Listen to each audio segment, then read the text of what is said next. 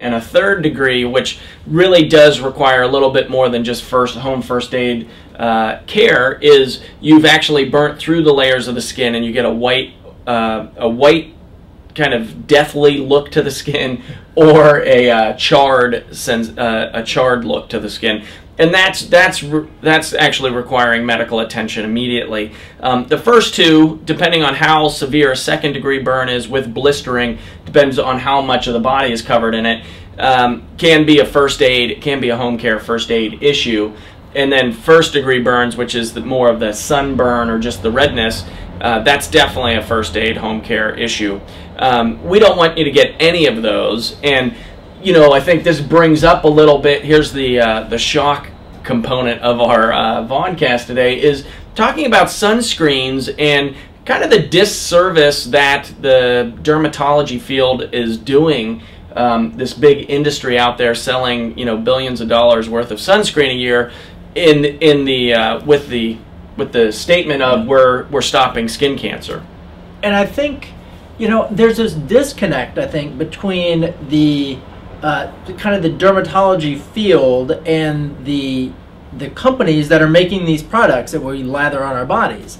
And so in the research, in the area where research is being done on these chemicals that are going into those products over there, they say, oh yeah, this is these actually they promote cancer. It's known that when they're exposed to, for instance, UV light, ultraviolet light, they produce free radicals, which then can go on to cause DNA damage and cancer. And you're talking about the substances in the sunscreen. In the sunscreens that you go out and buy. Yeah. There are other substances in there that we see very commonly, the titanium dioxide or the zinc oxide, and often those are done as what are called nanoparticles, meaning they're very, very small particles of those substances that are done that way simply so that they don't turn white when you put them on. Who wants to look like that? Who wants to look bad? So they disappear on the skin, but why do they disappear? Well, it's because they absorb into your body. That's why. And in fact, there was a study done a while back to show that up to 35% of the chemicals that we're applying to our skin in the form of sunscreens end up in circulation. And just a note on that, I mean, that's the sunscreen, but that's all topicals. That's your lotions. Yeah. It's everything you're putting on, nails, lips, skin. That stuff is getting absorbed into your body. Right. And there's no regulation on that. Benzenes and other chemicals that really are detrimental to our health. So with sunscreens in particular, we have chemicals, some of the things that form free radicals. There are others that just in and of themselves, the titanium dioxide and others that get in and are not healthy to have circulating in us. There are other chemicals put in sunscreens that are known estrogenic hormones, meaning that when we put them on, they absorb through and they act like estrogen. So they are what we call endocrine disruptors, and there's a whole big literature on the detrimental effect of these things. But we're putting estrogenic substances on our kids, right, and on ourselves, and it has consequences. So they've done studies where they look at masses of people, tens of thousands of people, and say, okay, these people applied sunscreen. Can we show evidence that the ones who were using sunscreen regularly had less skin cancer than the ones who were not using it? No. Actually don't see. I really grilled them on that one too, because you don't hear that every day. You didn't believe me. You just don't hear it every day. You don't hear it every day, and in fact, I've never heard that before until you brought it up, and so I had to question them on it, because you just, you know, what the kind of going understanding is, you know, the roofers that you see out all summer long, those are not the people getting skin cancer, right? Even though they're exposed to the sun every day throughout all year, and they're like the golden brown guys at the end of the summer, they're not getting the cancer. It's the folks that are going from northern climates to southern climates and burning, or, you know, here in Oregon, we're going to get a bunch of pink people, lobsters coming in here because we haven't seen the sun for 8 or 9 months, and they're going to be fried to a crisp, and that is also damaging, though, to the DNA of the skin. And so where there's a bind here. So we have these two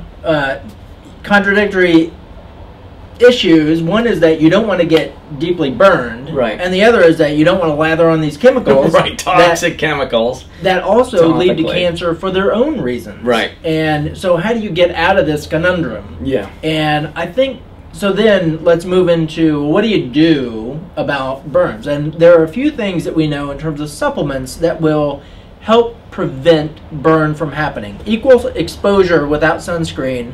The people who have adequate amounts of vitamin C, vitamin D already in their system, vitamin D, and vitamin E, we know that they will not burn as quickly or as severely as the people who don't have those things. So we can say adequate vitamin nutrition status right, going into the sun is going to be beneficial. Once somebody's been out and oh no, I gotta, getting pink, I'm burned, I know I'm gonna feel it tonight. The most important thing that somebody can do is go home and get in a cold shower for an extended period of time. It's about 10 to 15 minutes of keeping cold water on the body. And that goes for any burn. So if you're at the stove, you got a flame hit you, whatever, you want to cool it, because that burn will continue even though the source is gone until you cool the skin. Yeah. And I think the third important thing to do is to put vitamin E oil on a burn.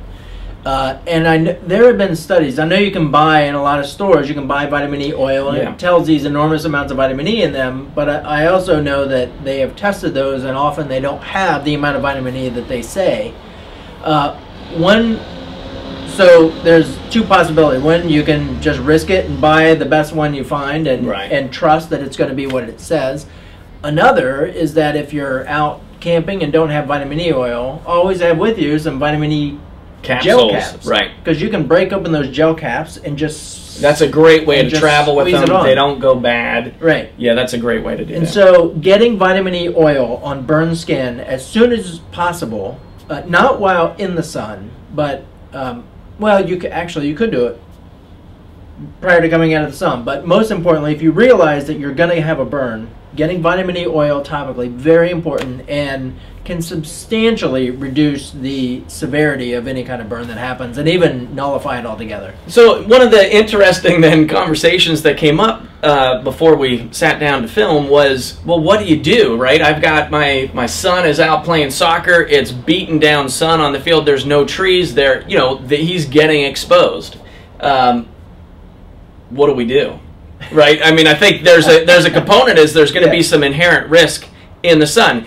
It's also kind of illogical, and I think it's coming out more with the amount of vitamin D deficiency in the U.S. and around the globe, in that our fear of the sun has been overstated. Yes. Right? Number one, lathering up with all of those sunscreens and lotions is not changing skin cancer outcomes. And that's, again, I'm going to say it again with a little bit of emphasis, is that is in the research, and you are not hearing that on the mainstream news. And so, and then number two, we want to be out in the sun, and we want to get some natural sun on our skin to create vitamin D. We're not advocating going out and burning to a crisp, though. Right, absolutely not. I mean, that's the most damaging thing that you could do to your skin. So, I mean, I guess some guidelines, I guess, for sun use would be really cut down your exposure at the high times of the day, between 11 and 1. Shade is what protect, somehow keeping covered during those times, and it's not as comfortable. And then the next step back from just actually covering up completely would be to you want to be able to look at a bottle of sunscreen and recognize everything that's in there. No like weird chemicals that you don't understand, because there are some things that can be done topically that will protect the skin. They don't do it to the same extent as those weird synthetic things. Right. But they can offer some protection against that. And so if you go to a health food store and you look at labels and make sure that what you're seeing on the label are things that you recognize as a substance. So because that is going to be in your bloodstream. it's going to be in your bloodstream. So